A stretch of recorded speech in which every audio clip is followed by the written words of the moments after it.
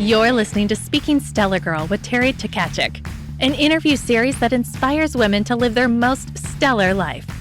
Teri is the co-founder of the Stellar Girl movement, and she is sitting down with women all over the world to hear about the key moments in their lives and how they lived boldly, compassionately, and ultimately became a stellar girl. Welcome to Speaking Stellar Girl. I'm your host, Teri, and I'm thrilled today to have Amanda McIntosh joining me.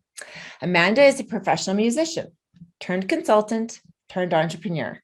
She is the founder of Take My Face Off and their sustainable face cloth, the Mitty, which has won many skincare product awards and prevented millions of cotton balls and face wipes from entering landfills. I'm so looking forward to learning more about you, Amanda, and your award-winning beauty tool. Welcome to Speaking Stellar Girl. Thank you, Teri, so much for having me. It is such a delight. I am so excited that you're here because I can't wait to get my hands on my Mitty and take my face off. So I know we talked a little bit before we recorded about where the name come from, but I would love to hear it again. And I'd love to share that with our listeners. Well, I had a whole series of things that I wanted to do with this product I was inventing, but I knew that one of the ways that I could make my business life easier was by having a company name that helped people understand what it did, but more importantly, was memorable. I kind of hate like company names where it's printed in some kind of font where you can't really read it, or you don't know how to pronounce it, or you don't really understand the word. I'm like, that's just getting in the way of me like remembering that brand's name.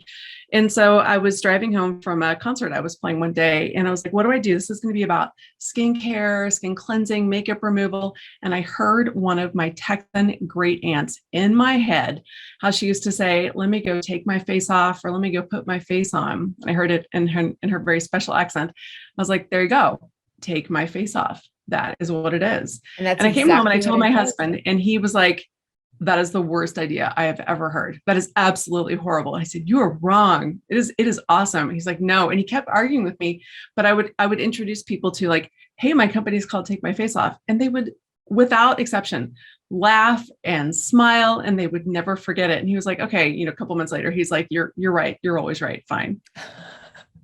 I love that story because it's true. That's what we do. We put our faces on and we need something to take them off. So let's talk about first of all, you're a musician. You mentioned that a sentence earlier.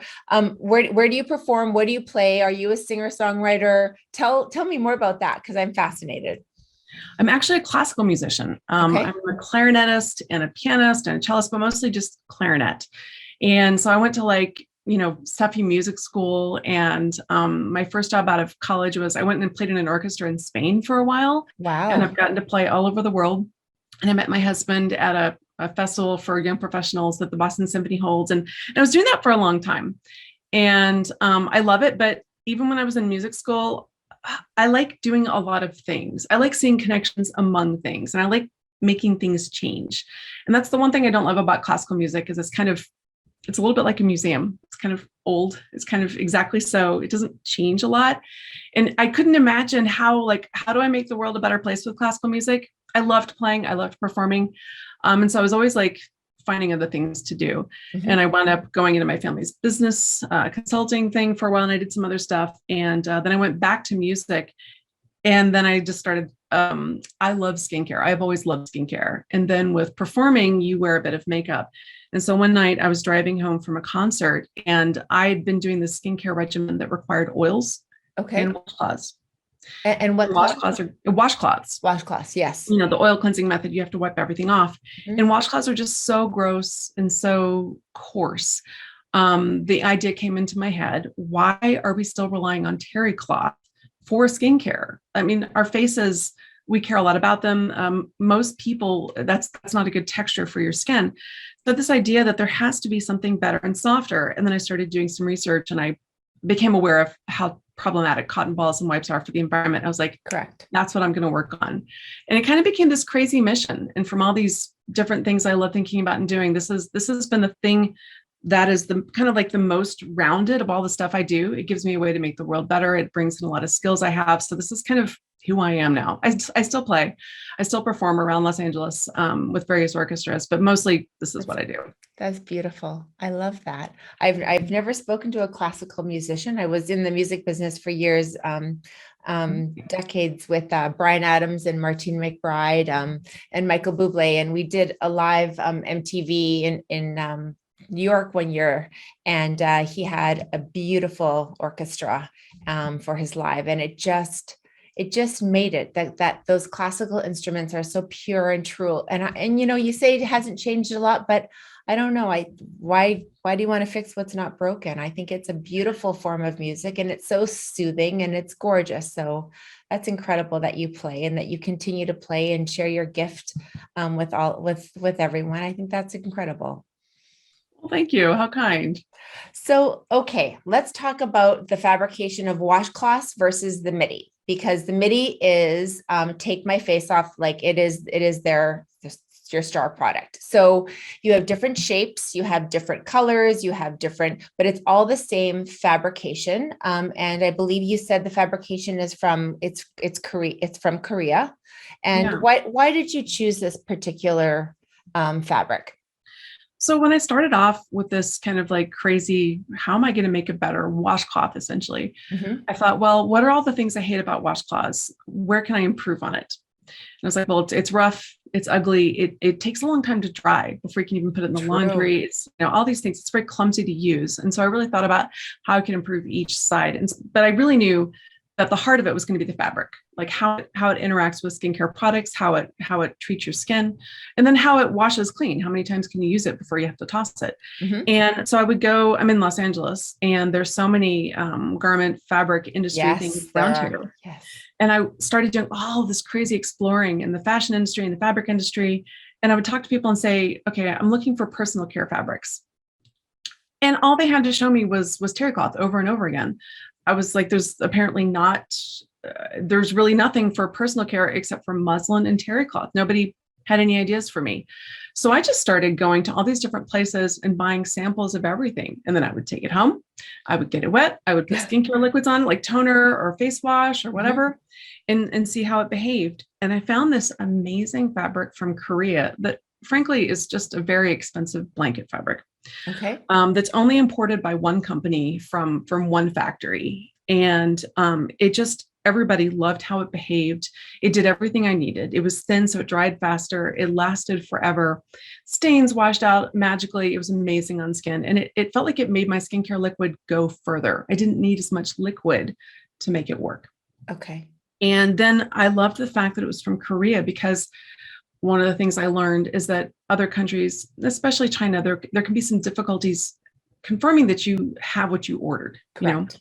Confirming worker conditions, confirming that every batch is going to be just as safe for your end user. So I'm very happy with this fabric from this one place, that everything is, always verified and everything's very clear. But mostly the stuff just lasts forever. I mean, I want to have a program for recycling middies when they're done, but so far we haven't needed, because the things just last forever. I love this fabric. It's amazing. How many times can I wash it?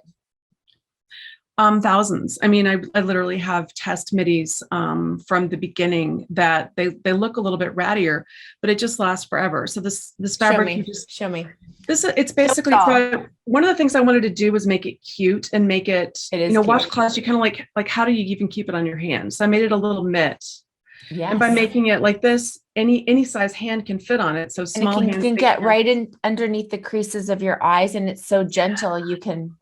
The best part is we have this detailer tip that gets in the lash line better than anything else in the world. Also for babies, I love it for babies. But it's really soft. You put it on your finger, and you can, like a washcloth, you can get it wet and put the product on it. Or you can put the product on your face, and it could be a toner, it could be a soap, it could be a gel cleanser, it can be oil. However you would use a washcloth or a cotton ball, you're going to use this instead. And it's just going to be faster, gentler, less mess. And then when you're done, you could either wash it out at the sink, even with hand soap, and then hang it to dry by the detailer, or I just toss it in the laundry and last forever, basically. How many times do I need to wash it after every use?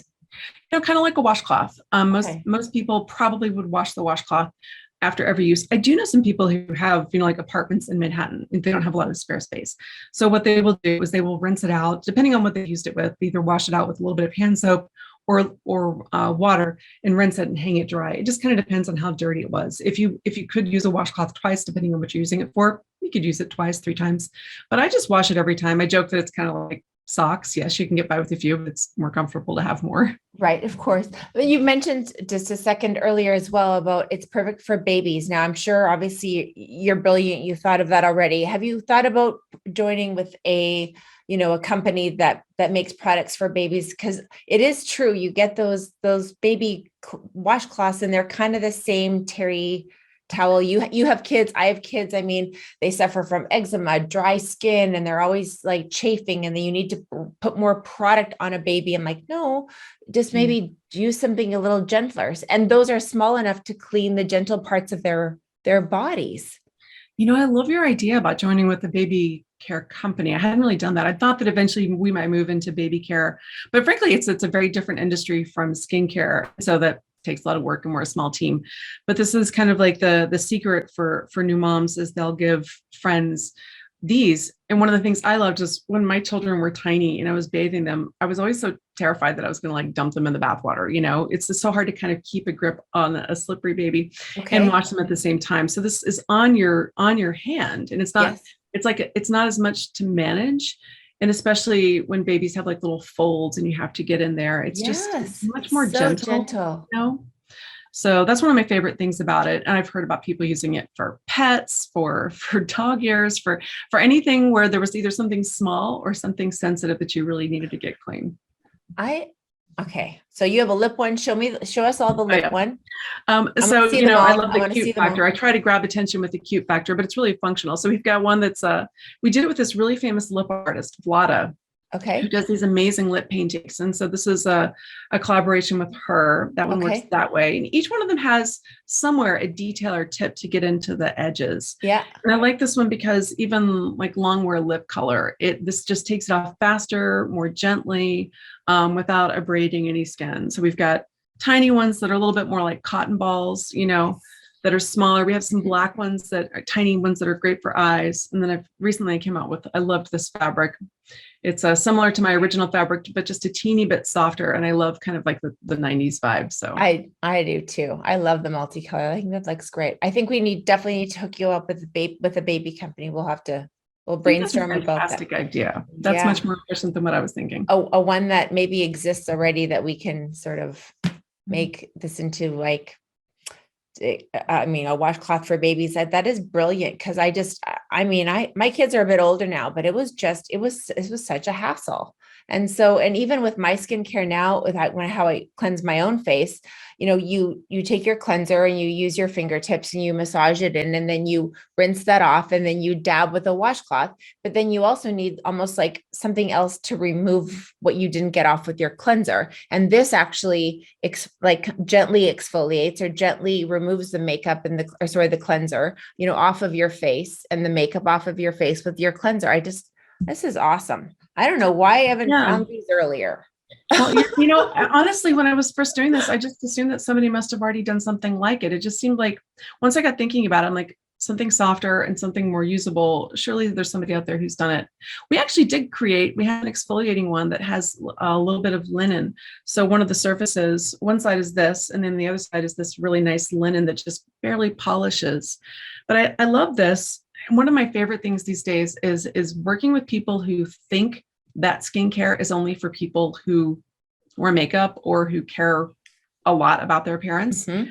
It bothers me that we've all accepted that we need to go to the eye doctor. We've accepted that we need to go to the dentist. People don't remember that skin is the largest organ in your body, and your face gets the most grime and the most sun, and it's some of the most sensitive skin you have. And so I'm really working on ways to reach people who just think that skincare isn't for them. They don't wash their face at night. They're like, well, I don't wear makeup. I don't have to. Oh my goodness. Dermatologists say the two most important things are sunscreen and washing your face at night for basic skin health. We're talking like preventing all the inflammatory conditions, including cancer. And I love how I love it when I find a person who says, I didn't ever used to wash my face because I was so tired at night. And it was just annoying and drippy and messy and time consuming. but the Mitty makes it so fast and easy. And it's One simple and it doesn't break squish. my skin. One Yeah. little squirt of cleanser on that Mitty warm, like Mhm. underneath the water, and there you go. And men and all genders as well. I mean, Yeah. they forget to, Actually, a like, lot of makeup artists love using this on men on sets because it doesn't shed. So there's never any fuzz getting stuck in their stubble because this fabric is so oh, lovely. that's And so nice it's to just know. fantastic for men's, especially stubbly skin, you know. I am so ordering. So let's talk about your holiday giveaways or your holiday promotions for everyone who's wanting an extra stocking stuffer, because these would be perfect. I'm gonna go and grab some for my hubby. So what kind of promotions do you have on your holiday offerings right now? Actually, this week we're going to start doing some free shipping. Actually, I think it's going to go live today. And then we have, basically we turn Mittys into super cute things. We have one where we've turned it into a snowman. We have another one. We had a Mitty menorah. The Hanukkah season has passed. We turn Mittys into a poinsettia tree ornament. We have fun making crazy shapes with Mittys in these little packages, and some are larger and some are smaller. So there's a lot of fun, but there's a holiday section. Perfect. And then when we get into spring or summer, there's like, do you do like beach balls and I mean, palm trees? I mean, it's endless what kind of shapes you can make with these things. And it's so fun. It's like a constant gift. You can just always buy someone a new Mitty because everyone's going to, go through at least maybe one or two. Yes, everybody has skin. Everybody needs a cotton ball or a washcloth at some point. So it works pretty well for anybody. I absolutely love that. And so are you the sole founder, or have you had a little help along the way? I've had lots of fantastic help. I am the founder. And